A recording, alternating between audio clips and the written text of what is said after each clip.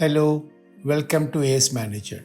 Control Focus ACE 5 Tissue Paper Story. In my last podcast, you have seen how Putane exploited weaknesses in the process to make money. This is another similar case, but once again involved a vendor. A large software services company was operating from about 8 locations in the country. They were called offshore development centers. Each center was accommodating 3,000 employees to 4,000 employees and was self-sufficient in terms of support services. We were reviewing certain indirect costs. For this purpose, we used parameters like cost per employee to assess reasonableness. Tissue paper used in toilets was one of the top 10 indirect costs. In the location-wise expenses report for this item, we noticed that a particular location's expenditure per employee was more than double when compared with other locations. Expenditure on this item was more than 3 lakhs of rupees per month. It attracted our attention. It looked as though employees of this location were suffering from diarrhea without respite. Tissue paper being a regularly consumed item, the company released an annual rate contract order fixing the price, and weekly quantities were conveyed to the vendor by the admin department. Every Saturday,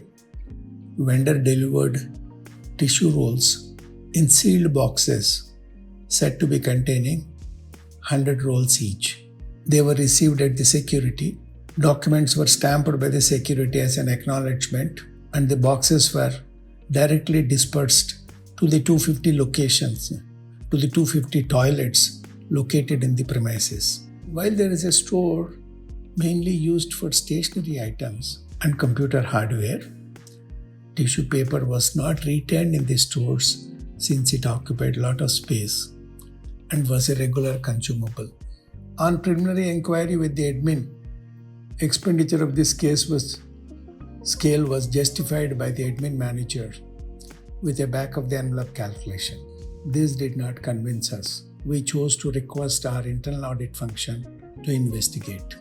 Internal audit did a spot check of the tissue rolls one Saturday morning as soon as they were received by the security and before they were dispersed to different locations.